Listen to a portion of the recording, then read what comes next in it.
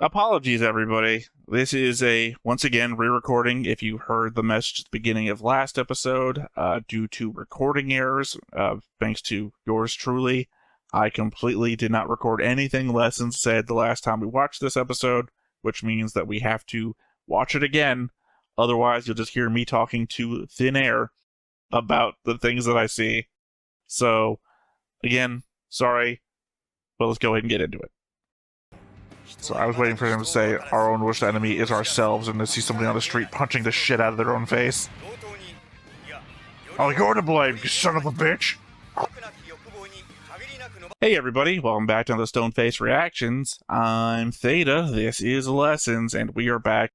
I once read an article that said the thing that interests people the most is a variable cadence and the speed at which you speak, because it brings people in and makes them more. I can't keep that up. Sorry, I was already stumbling through my words there, but really, it is an article that I read once that apparently speaking at different cadences implies a different amount of attention that you have to keep to the person who's speaking. So, more interesting than if you keep a single cadence through the entire time that you're talking, which I guess makes it awful for some of those AI-generated speech patterns that keep the same cadence all the way through, that a human will, slow down as they get tired or bored of the thing they're talking about, or more energized as they get more excited about a certain point that they're trying to make. Speaking of humans, great transition piece that is. Meer's dead. You didn't like her, I did. Now we're going to get an episode that deals specifically with her, which is lackluster for me, because I wish I would have had a background episode about Meer when she was alive. But then again, that would have telegraphed she must die soon. I'll be honest. When I was making one of the schedules and I saw that there was an episode called Meer, I was like, shit. Because I thought that means, obviously you're going to die. Although, technically, there was an episode called Athrun, I think, and he's not dead, so. But I just assumed an episode called Meer would mean she would die. Granted, I guess not granted anything. She lived one less episode than the episode with her name. Well, I know there's not going to be anything written on the back of the picture, because that's the angle that we saw of the picture when she was handing it. But when she was dying, it was a complete white background, so nothing on there. I don't know what the hell's going on with me. I'm mispronouncing words as though I was an AI-generated thing. I need to add like a little flicker effect to this, as though the thing is breaking up. I have been AI this whole time. I'm actually the channel's run by Lessons. Lessons makes me write everything. There's a big fat dummy. Anyway, there shouldn't be any real information on the picture unless they figure out where it was taken. Like, I know those windmills. That's from X Colony, Let me go there. I mean, that would be super annoying though if that's what they did.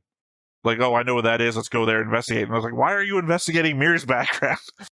What happened to any of the other investigations you were going to do? I guess it also covered something that we talked about before they actually started recording. The element that the only person that spotted Sarah aiming the gun at Lacus was the idol, not the 3 trained soldiers that are all also coordinators. And as we both indicated at the same time, Kira, the ultimate coordinator. Yeah, it's kind of funny because we keep bringing up Flay, and Flay who thinks that they could hear through walls and shit. Apparently just easily shoot them in the back as anyone else. But yeah, no, just the point that Meer, the fake idol, is the only one who could have saved Lacus. But I already pointed out last episode, I thought it was so much better if Lacus had died and Meer had to actually live the reality instead of the faking it like she was. So instead of being fearful of her life because she thinks Durandal's going to kill her because she's lost her usefulness, once she gains an actual usefulness for the side the show wants us to root for, and then a new responsibility, right? It's no longer a thing you want to do, it's a thing you have to do in honor of Lacus's memory and what's necessary for people moving forwards. Although, I guess, actually, sorry, it just occurred to me while I'm saying it out loud how poignant and impactful that would be. Couldn't happen. It could not happen. because their story is about your own destiny, and you can't live out the dreams of other people. And if she had, if Lacus had died and Meer had to take over her life, it would literally go against their entire message of having to fight for a future where you can make your own choices. Literally, I enjoy my message better, but to do that right after you're like, we have to fight for a future where millions of people could die in a war, it would make things even more pointless than they already are. We have to be free to kill ourselves, because if we're not free to kill ourselves, we'll kill ourselves. I remember once I read a short, like 4-panel comic about like one of those kid time travel adventurer things, where it's like, I'm going to go to the future and see what the future's like. It's going to be fun. And they get to the future, and it's a future where no human suffering can't exist. So what it is she meets a computer, and the computer is like, analyzes her or whatever, and she's just cheerful, happy, and it cuts her arms and legs off and puts her in like a pod that's going to keep her alive forever, and it slots her into a row of 1 billion other pods. Happy future. Well, I mean, to be fair, I think it also puts like a VR visor on her face, like it's like the Matrix sort of thing. But like, if you're in a pod in the Matrix, why do you need arms and legs, right? Also, you're not escaping from that. You escape from the Matrix. It's like, oh my god! Yeah. So, yeah, just the horror of the future that you cannot fight.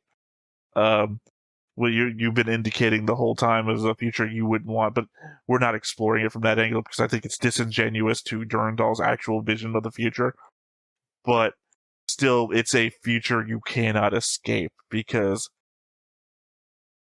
essentially, Demolition Man.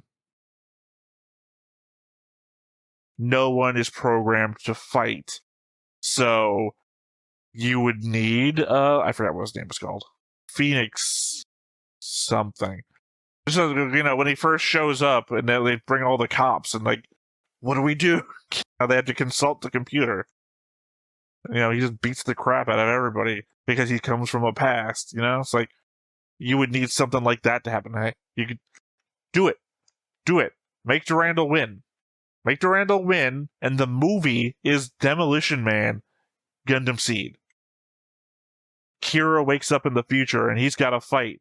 I was going to say the progeny of Durandal. That makes it sound like everyone's Durandal's kids, and that's not what I wanted to imply. Oh, man, you could just, put it on the nose, right? That's what the government of the future is called. Perfect society. But yeah, to be fair, I think every show that I've ever watched that features a utopia, it's always bad. Well, that's always the argument, is utopia is like only perfect. Utopia is only perfect for like one person, because no one has the same wants and desires as everyone else around them. So the thing that one society wants to get rid of, another society is going to be okay with. Like just like simple stuff, like how nudity isn't so much shunned in Europe as it is, say, here. So a perfect society based on American values would have those European people that want to express that individuality and expression of personal whatever. That would not be their utopia. So utopia is just a loaded word. All right, well, let's go ahead and hop on into it.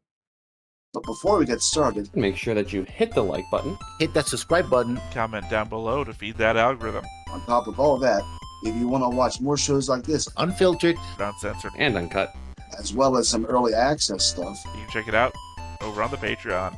It's just $5 a month, but hey, no pressure. There's zero pressure in order to do that. It's just a little bit of extra support, and it would be greatly appreciated. Oh.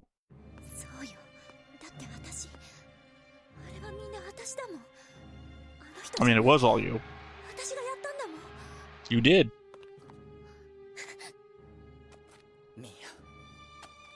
Unfortunately, no one ever gave you a bulletproof vest. A really big bulletproof vest. She got a lot to cover. That's what I'm trying to say.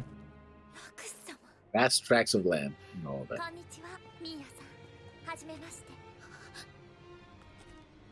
She's got really big shoes to fill.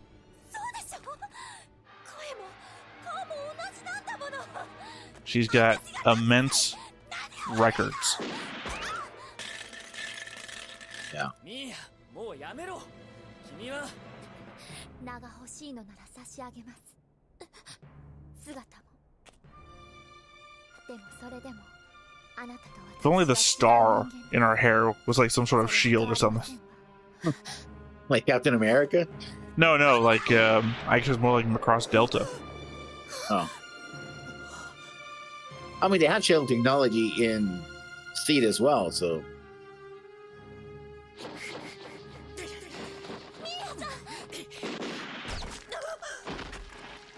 Give the animator one last. I don't even know. I say give the animator one last go, but you still have real Lacus, who's the same model. So, well, same model, just a little bit less in certain areas.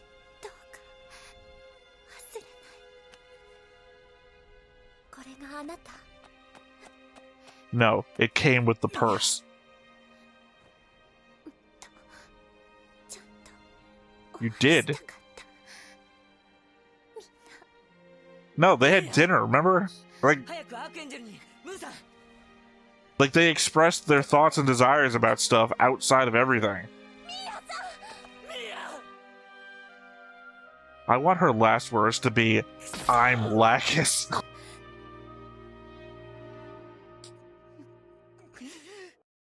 Literally, I don't want there to be a whole, oh, I accept that I'm Meer with her last breath, because literally that doesn't give you any, like, encompassment of what her feelings and emotions about everything are. Literally, I would rather she die with the, I'm Lacus on her breath, and then we do this whole thing, what I assume is coming, the whole analysis of her life before to see how we got there. I don't know either. Talking about the things that really matter. Mm-hmm. Fashion in a fake universe. I don't hate this song, but considering how the I love the high tempo of Ignite. It's literally the worst opening. I like it. It's literally the most objectified all of the women in the show have been. Oh, Explain. I just said the opening. The music. I said the music. Too late. Can't take it back. Yeah. You like this opening. Thank God you didn't say it's my favorite or some shit. Would have been hard to take that back. No, it's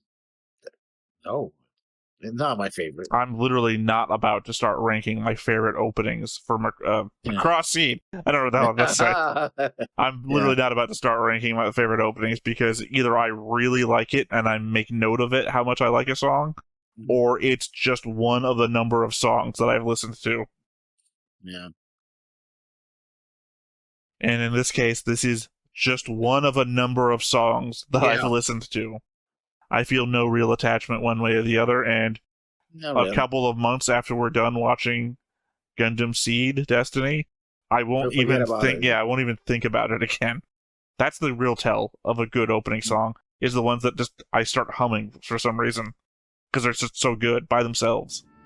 For me, it's playing it back in my phone. I can't go with that one though.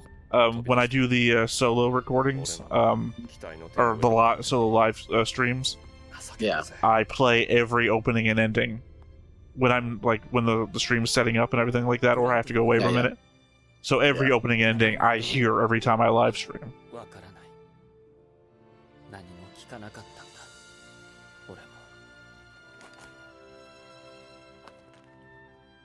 And this is how they get all their information. About everything. They didn't do any investigation. Somebody literally died in their arms tonight. It must have been something she said. Should have run away. That's why I can't do the rest of the song. I don't know it. Yeah. I hate Jordan Cran because it adds a personal touch that makes me more sad or angry that she's dead.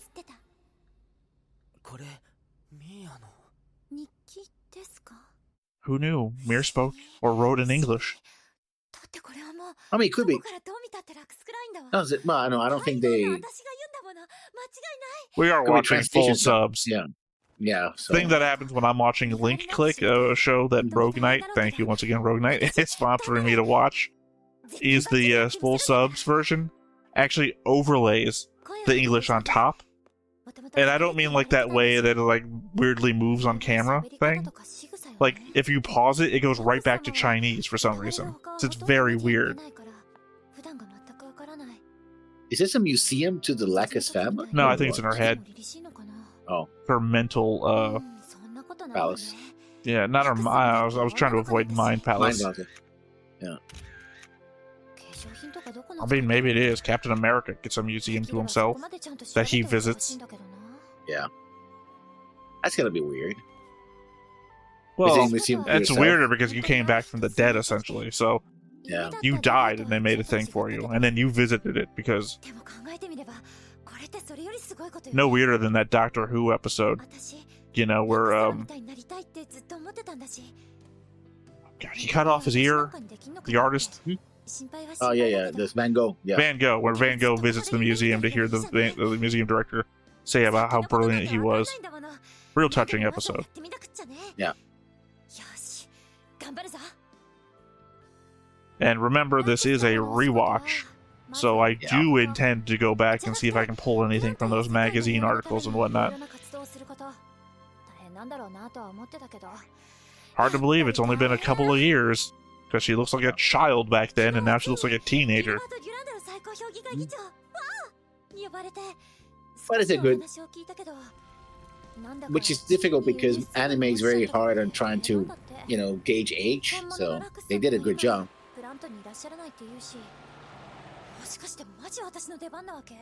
The easiest thing to do is just assume that they're all illegal.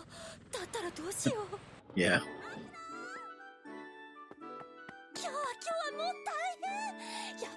I don't mind it.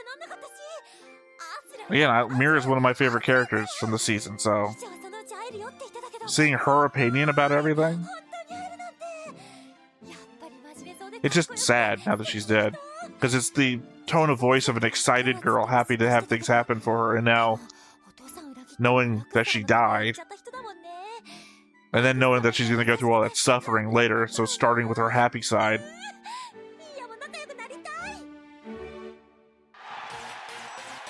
Because it'd be different if she was mean at any point, right? She wasn't. Like, she was just a happy person. Literally living her best life.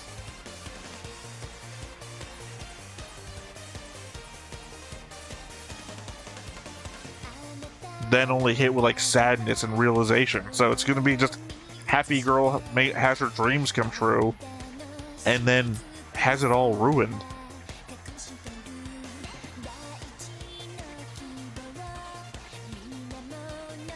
It's definitely a One Piece something. Yeah. Like, I don't even know if that thing on the top is connected to what she's wearing. Like, it feels like she's just wearing a collar thing that's sitting on top of her other clothes. The gorget, right? Could be. I don't know. It's the fact that it has shoulder things as well. Because a gorget would be like just this. Yeah.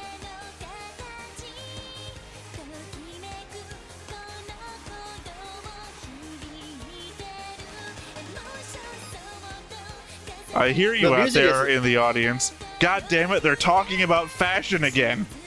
The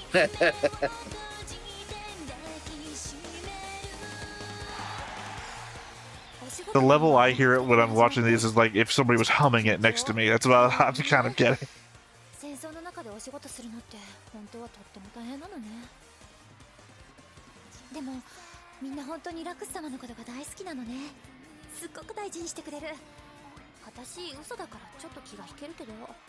I would not trust my heart to be bouncing around while I'm flying through the air.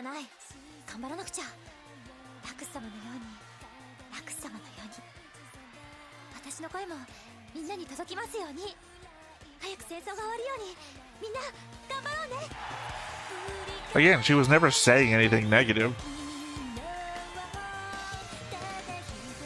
That's why even in my notes I was pointing out everything she said was true.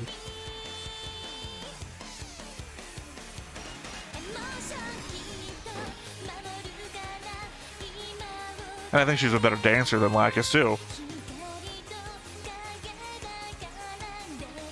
Yeah. Well, yeah, but it's the same conversation we have about music. That I prefer certain types of music. Ah, Flower Guy's back. Flower Guy, 100% more effective than Flower Girl. I mean, I feel like Meer Lacus is pointed towards being more popular in the public eye, so she's dressed in a way to make her more provocative towards the what seems to be mainly male zaft soldiership. Yeah. Like, I can't think of maybe 4, 5 women soldiers in zaft in Destiny anyway. I'm including Sarah because I'm assuming that she's actually a soldier. The Meer sisters, Talia, that's 3. The girl that jumped in after Miran left. Forgot about her. 4. All the mechanics are male. Yeah, that's it. In the eye patch woman who's actively serving in the 3 Ships Alliance is actually a zaft soldier, so she's 5. So 5. And again, I'm counting Sarah because I think she's an operative. There's some women in the audience there, apparently, but yeah. Oh, the nurse. Oh, she's in the Archangel. Never mind. Yeah, that's Orb. Or whatever. That's what I'm saying, though. It seems to be the minority. I mean, technically, there was a zaft girl in Season 1 who I don't think ever shows up here in Seed. I mean, in Destiny. Yeah.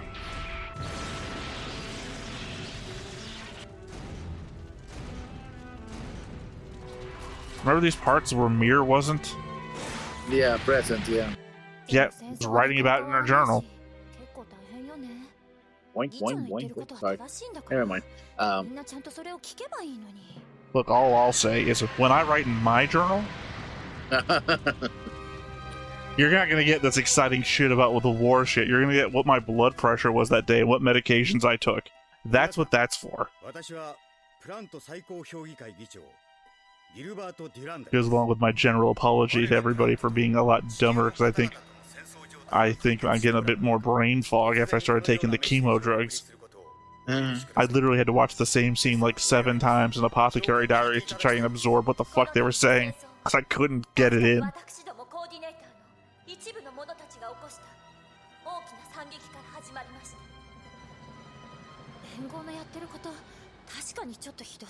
You remember, that coordinators is essentially treated as another race, right?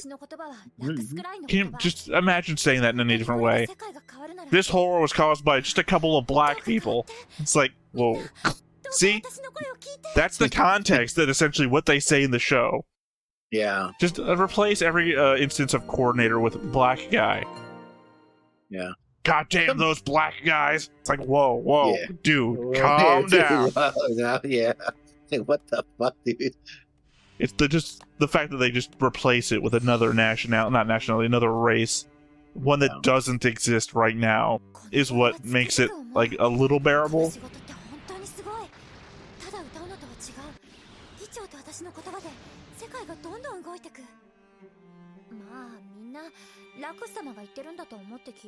Also, this is probably the best across Gundam crossover we've ever gotten. What do you it's mean? Literally an idol that's changing the world. Yeah. And failing, I guess? Because she's not singing people to peace. I mean, technically she's singing people to, well, I mean, she was, some. The zaft people were actively against the war from the beginning, due to her, going on there and giving speeches. Yeah. She certainly caused more people to come to peace than Lacus did. Yeah.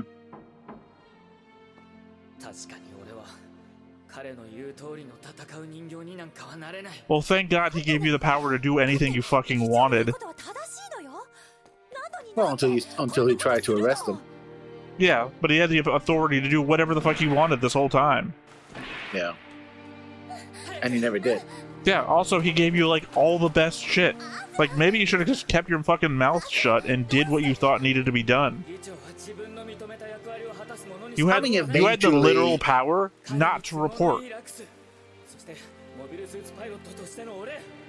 Oh, no, remember that he did what he wanted. He met with Shin, got spied upon, and that's what led him to be attacked. On No, this no. situation. That happened like 20 episodes ago.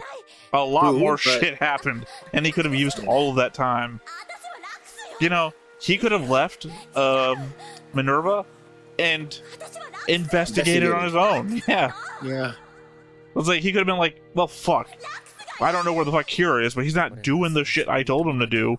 Better put on my... Well, no, they know who Alex Dino is. Better find a Yeah. third disguise and sneak into Orb on my own. Or if he suspects that Zaft has something to do with it, investigate Zaft. Or, you know, anything. Literally Yeah. anything. Yeah. I mean, this is the problem I do have with this episode is not. It literally this is handed to them on a silver platter because Meer dies and she Handed it has up. all the. Meer didn't know shit. Like, all they're getting is stuff that they would have already known if they True. just talked to more people. But even that wouldn't have given them any information. Meer didn't know anything about the Janus 7 drop and its possible connection to Durandal. Wish she had, that would have made it even more interesting. Yeah, but she didn't. Literally, the only information they give her is stuff Athrun himself could have told them.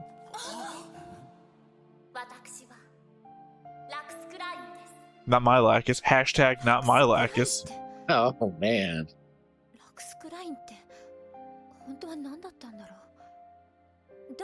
A miserable bag of flesh and water. Whatever the quote is, I forgot.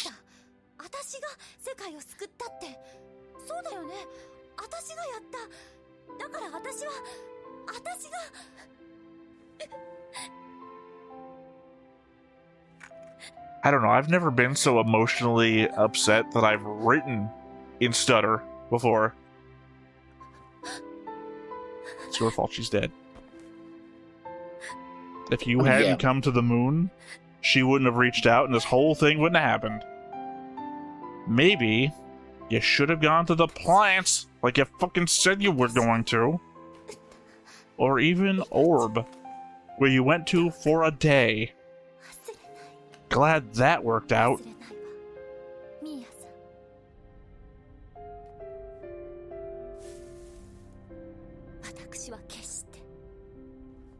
Glad we spent all of our time doing this and not reaching out to find if she had any family or, you know, anything. Back of a truck with 2 other dead bodies, unnamed.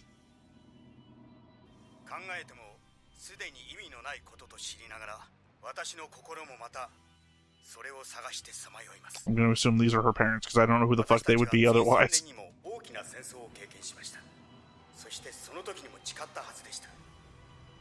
But would they know that she's dead, I guess?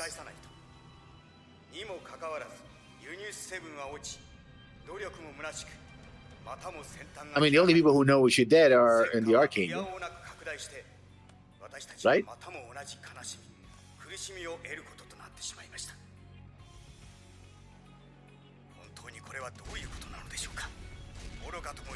He's just carrying pieces of building around. Well, Which makes sense. That's I mean, they're exactly what you giant said robots. last time, so at least that tracks.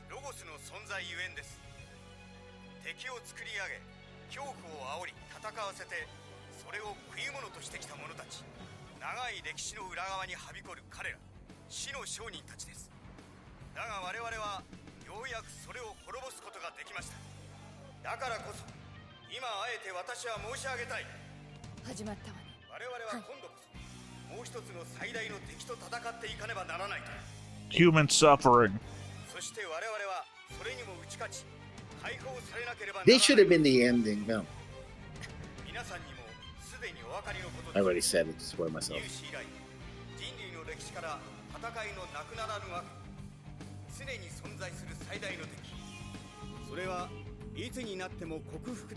Get on with it! Yeah.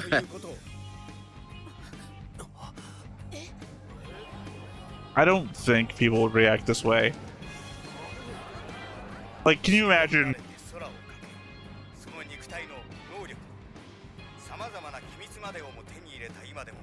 So I was waiting for him to say, our own worst enemy is ourselves, and to see somebody on the street punching the shit out of their own face. Oh, you're to blame, you son of a bitch!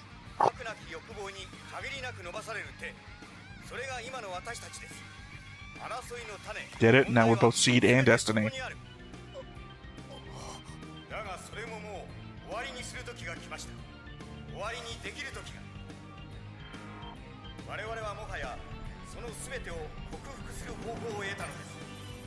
Again, these are just things we are seeing. He's not broadcasting these images to everybody. 今のこの世界では我らは誰もが本当の自分を知らず、その力も役割も知らず、ただ時々に翻弄されて生きている。 Isn't it also kind of funny that our heroes are all people that have taken advantage of the fact that they've been genetically created to be better than other people? Doesn't that also just note that the only people who can affect change are the people who have been made better than everybody else already? So I better prevent everybody else from being made better, or else I'll become worse. 誰もが皆幸福に生きられる世界になれば、もう二度と戦争など起きはしないだろう。これこそが繰り返される悲劇を止める唯一の方法です。私は人類存亡をかけた最後の防衛策としてデスティニープランの導入実行を今ここに宣言いたします。 Well, hold on.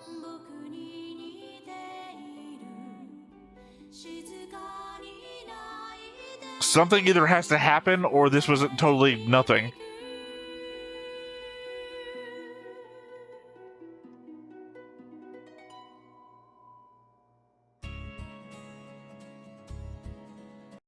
And again, my problem here is that everyone's like, oh, I'm so fucking angry because this is the thing we've been waiting for. He didn't, like, announce the invasion of anywhere. He literally just said, here's my plan for what we're gonna do. The Destiny plan. You understand there's a lot of shit that has to happen? Like, this would be the start, like you were saying, this should be the end or something.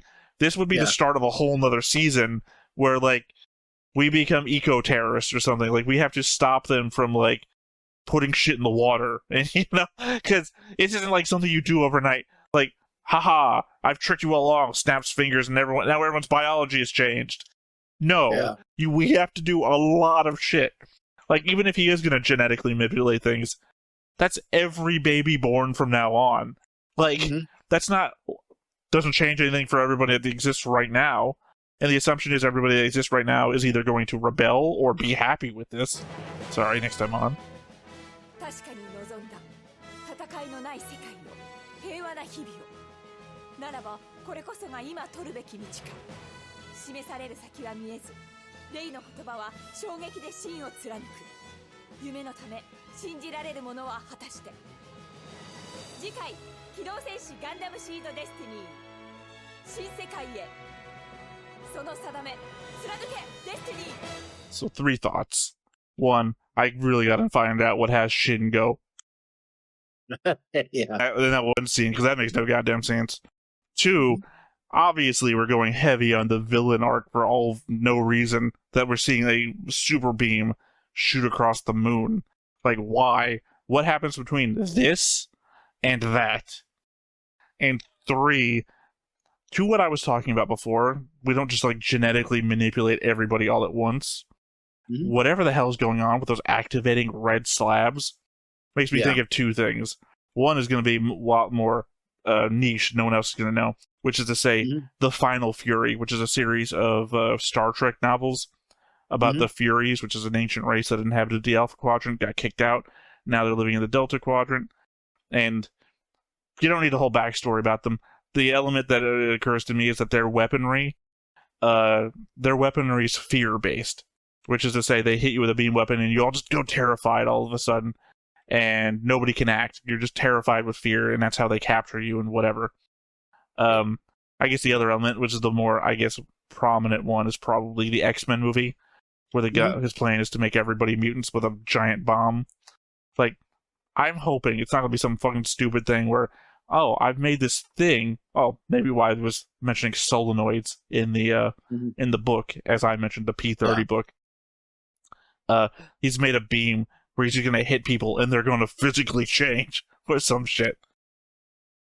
I mean, like the Borg or the nanites and shit like that. Well, I mean, I don't know. It has to be something at range because again, even if it was, I'm going to release a bunch of nanites in the atmosphere, or that'd be the the start of Babylon 5 Crusade, right? Where they, there was the Drock, release a bunch of shit in the atmosphere and infect everybody. That would still take time that people could fight back or whatever. I would think he's going to do something that's immediate, or he's going to try to. Obviously, he's going to fail, unless the thing that you keep bringing up, that's what the movie's going to be about. No, I don't think the movie's going to have anything to do with this. It's been my constant clapback. But it could be, yeah. Well, no, because, Gundam movies don't tend to follow on the threats of the show. The show threats get handled in the show, and the movie is something else. No. I already said before, it's going to be like a Gundam Wing thing. The daughter of Trace Kushronada shows up. Well, it turns out that Durandal's son, Talia's son isn't Rey, and that guy's actually going to show up later to get revenge on what happened. I'm assuming Talia's going to die. What happened to his mother and to Durandal, because he has a connection to Durandal somehow too, the same way that Rao is just suddenly connected to Rey and Durandal. Yeah. I don't know. I don't like it because, one, I don't have that much of a problem with Durandal. Like, I understand that you're like, oh, but the Break the World incident, well, Watchmen.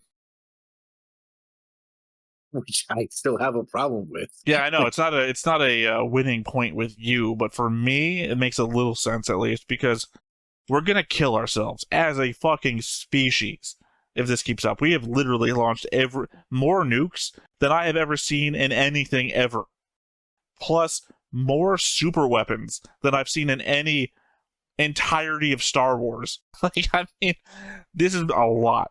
We are gonna fucking kill ourselves completely. Yeah. So, to what I said before, if 1% of the human population dies to make sure that 99% of the human population dies, I'll take that math.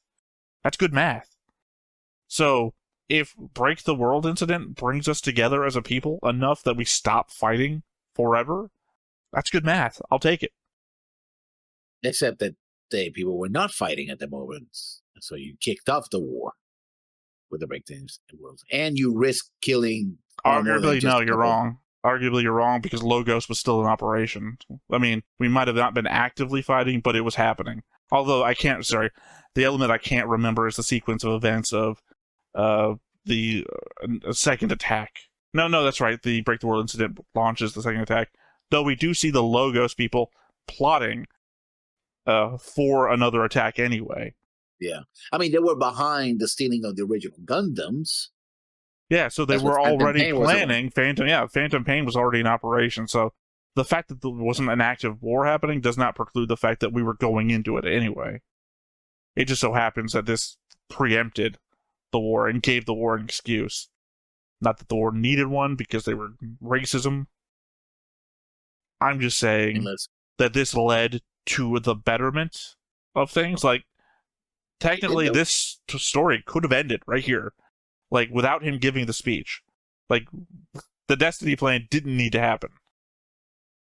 I mean, ultimately, this would be the Witch from Mercury ending, which is to say, we beat the bad guy's final plan, but the world's status quo just continues. Because Witch from Mercury ending literally just sees, not exactly, well, I guess they are technically the antagonists going to court, essentially, and giving, like, a press conference about what they said at court and whatnot. They're getting tried for their crimes. And one of the other bad guys went to jail, and we do a time skip, and he comes back out, or actually gets talked to. But anyway, the world is still the same. We don't solve all the world's problems. This is just the fallout from this particular story. Yeah. That could have happened here. We've solved a major problem for the world, and we could move forwards in peace, but that doesn't mean there will be forever peace. It just would have been good for now. Like, everybody that caused everything from before is done with. Like, the last major war, the people you thought were responsible weren't actually responsible. They were, but they weren't the ones behind the throne, as it were. We've taken care of them. All the major factors are now gone, except for the inherent racism that clearly still exists.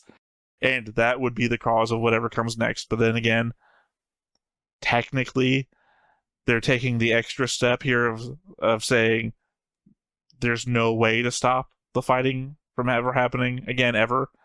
Except for... reprogram humanity. So yeah, except unless we take extreme measures. So they could have stopped and just said, the world's better than it has been, and that's the best we can do, which again would have been pretty real as a message, that perfection is the enemy, and the best we can do is the best we can do. But they wanted to take it further with 4 episodes to go and say, but what if we tried the extremist option?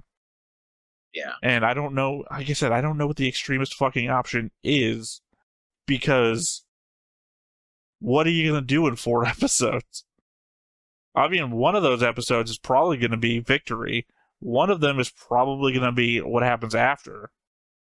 Or at least some of that is going to be what happens after. So maybe one episode's going to be 50% achieving victory, and the other one's going to be, pan over to what we do after the fact.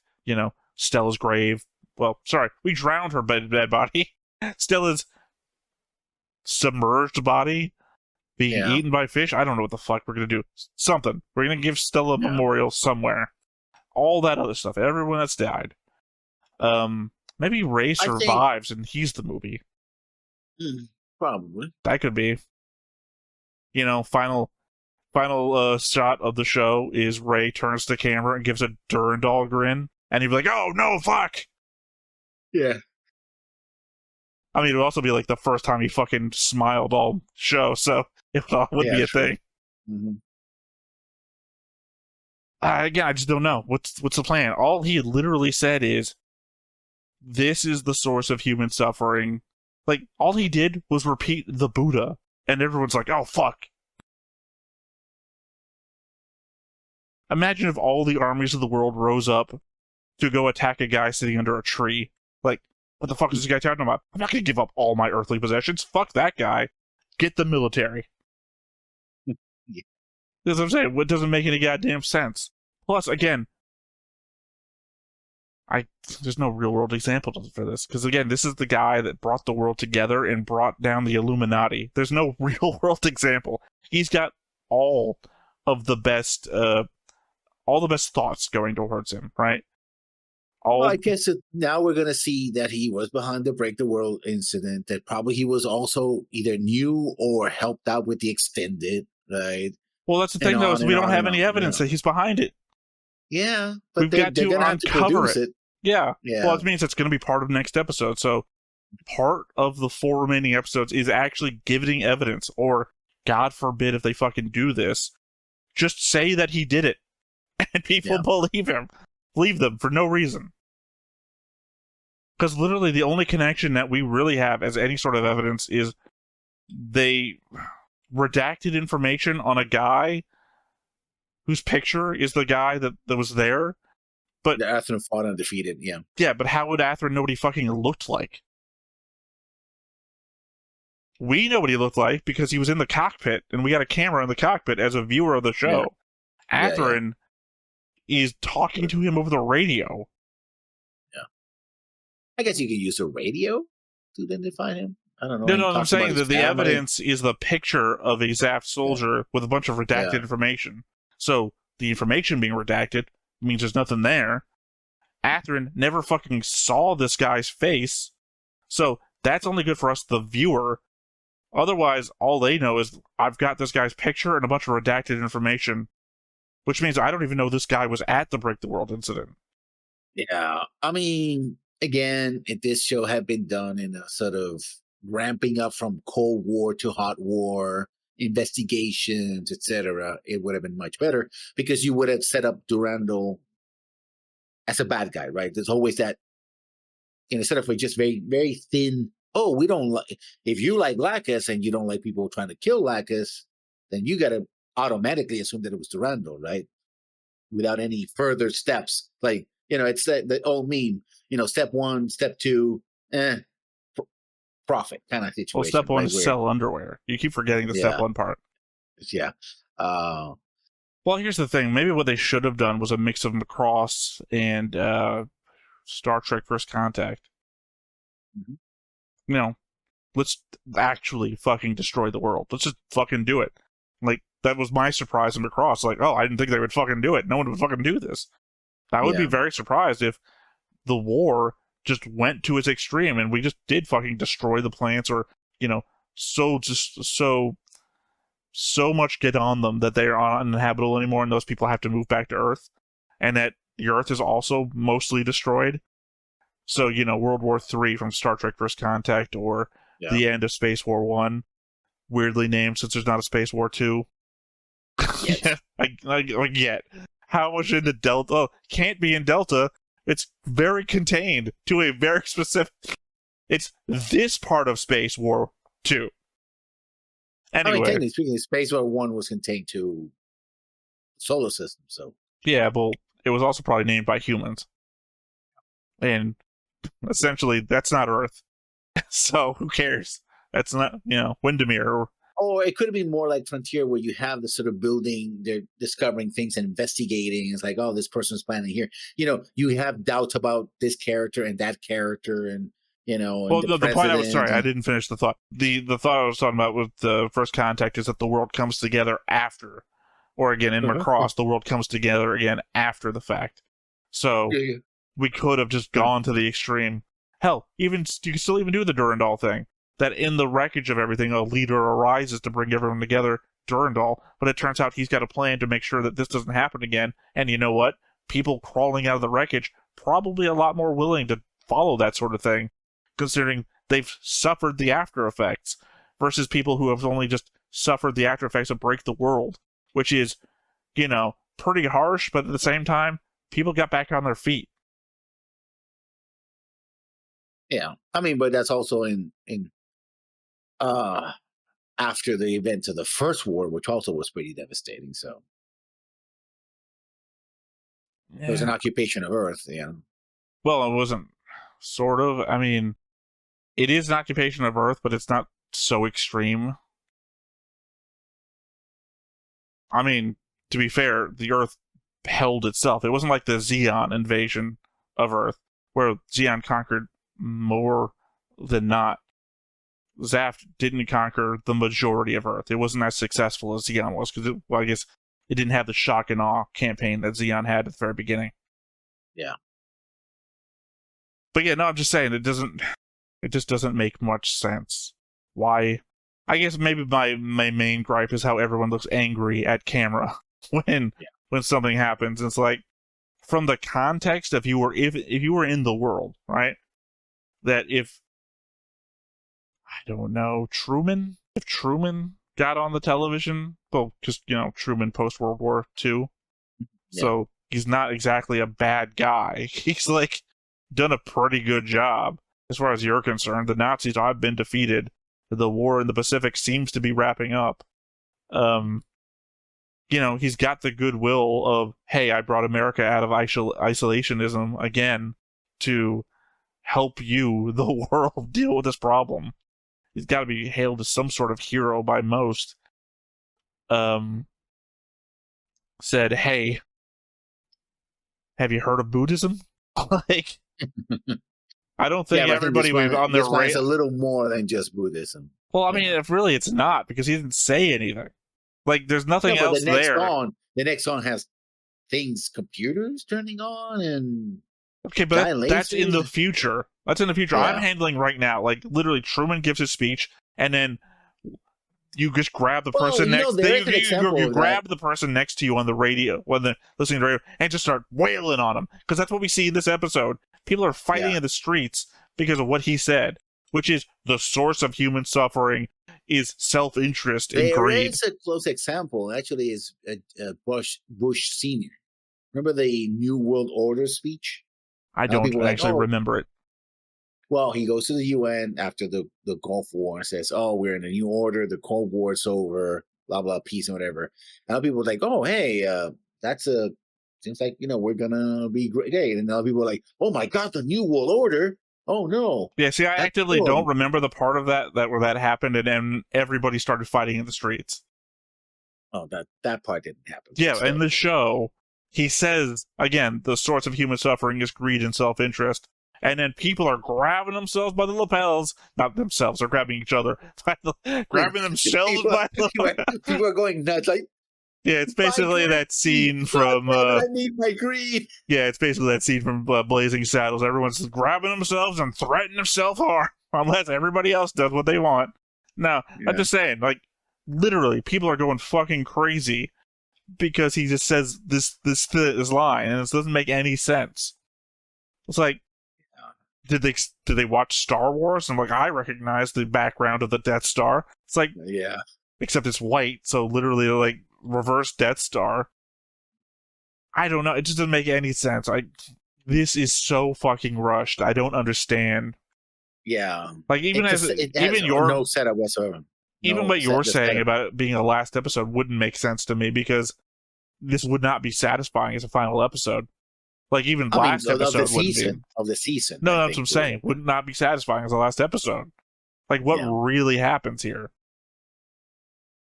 We talk about what Meer saw, and then he gives a speech about the source of human suffering. And this plan that he has, the destiny plan. Dun, dun, dun. Which, again, was he going to release a virus that's going to make everybody pacified? And again, remember, he is just the vocal point of a government council that also has retrovirus, perhaps a genetic retrovirus. But again, once again, he reports to a council, inter pares. He is the first among equals. Well, there is something which we know they can change people's memories and reprogram them. Yeah, if they put them in a pod for a couple of hours. What are we gonna like? Oh, and behind this asteroid that you guys didn't see, by the way. Oh, to be fair, they have cloaking technology. They can uncloak a bunch of biodomes filled with pods. If y'all will just kindly, on your own volition, by the way, walk into these pods, we can get this whole thing started. Thank you. I mean, you're gonna have to tell me that we're gonna have to spend an entire episode of just on Durandal covertly putting all the council members of Zaft into these pods and erasing their memories and making them all loyal to him. The entire episode, like anytime we never saw Durandal on screen, been secretly wiping people's memories and giving them new memories. Yeah. Or, well, here's the thing. Like, I don't know. I don't fucking know. I was about to say the only way this would work out is if like half of an Earth-sized dome decloaked and it just like formed a shell over the Earth. And we're just going to hit you all at once with this technology that we've already shown you exists. That'd be just as dumb as my idea that he's going to fire a beam that does this to everybody. I didn't get to finish that thought. When I was doing Star Wars RP, we had a forum for like R&D where you can come up with a new technology. And for my faction, I came up with this technology that I had read based on conspiracy. Which is not even conspiracy now because I actually use it. It was like microwave radiation to change your brain chemistry to make you either more agitated or more pacified. Mm-hmm. I called it remote altering transmission because I think I just copied and pasted a name. Mm-hmm. But literally, it's a government non-violent like riot device. It's like a microwave dish that you can point at a population and pacify them. It's actually been used. So it goes from the realm of conspiracy into the realm of reality. The conspiracy side of it is that you can use it to make people agitated, so you can cause a riot just as much as you could put one down. So I guess he could do something like that, but at the same time, why? Because again, he does report to a council, the Zaft Council, that votes on everything.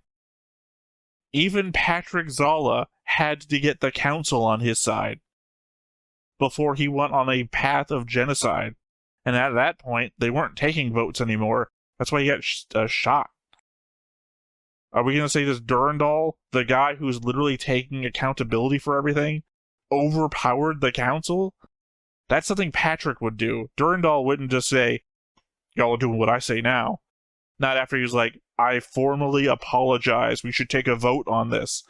That would be such a swing in his personality. It wouldn't make any sense.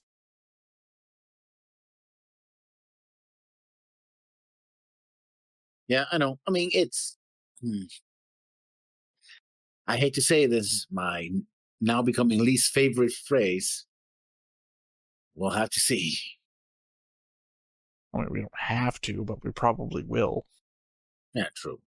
We don't have to do anything. It'd be a real bitch move to stop watching the show now, though. Well, I mean, everything I've according to imagined is him, probably we better than will. what happened, so I guess let's just leave it to my imagination. All right, well, any final thoughts? That I'm way past thinking that this show is gonna bounce back in a significant way. It's more like a car crash that you can't just look away. Like, I what's like the happening? Demolition Derby. True. But it's not that. Although I I'm will talking admit about that the worst part of the Demolition Derby is probably the end, where all the cars are so damaged that all they can do is slowly. The beginning of the Demolition Derby is the best part, where they all ram at each other at high speed. Yeah. So It feels that way. Yeah. We lost all the energy, and it just like. Yeah. well, no, what it is, it's more like all the cars rammed in each other, and we had a couple of sputtering cars, and then they let a new car in for some reason, which is very interesting in the moment. Like, well, I was getting kind of bored, but at least I'll see one more car ram into another car. But then you're like, well, this isn't fair. This doesn't make any sense. What about all those other fucking cars? What do they get to do? And then at the end of the day, you're like, wait a second, isn't that the hero car? Well, I've been rooting for this whole time? Or I guess you're watching Demolition Derby and then Bigfoot comes rolling in and it's like, wait a second, that's the hero monster truck. I played that video game. Why is he spoiling all the other ones? And it's like, you know, the source of human suffering is all cars running into one another. And we're like, that's what I came here to watch. Yeah. Anyway, I guess that's it for us today. So once again, I have been Theta. This has been Lessons. We've been Stoneface Reactions, and we will catch you next time. Bye-bye. Hey everybody, thanks for watching another Stoneface Reactions. If you have an idea of another video we could go ahead and watch, go ahead and put it in the comments down below and we'll add it to the wheel. Be sure to like, comment, and subscribe and let us know what you thought about this video, what parts you liked. And until then, we'll see you next time. Is this too goofy?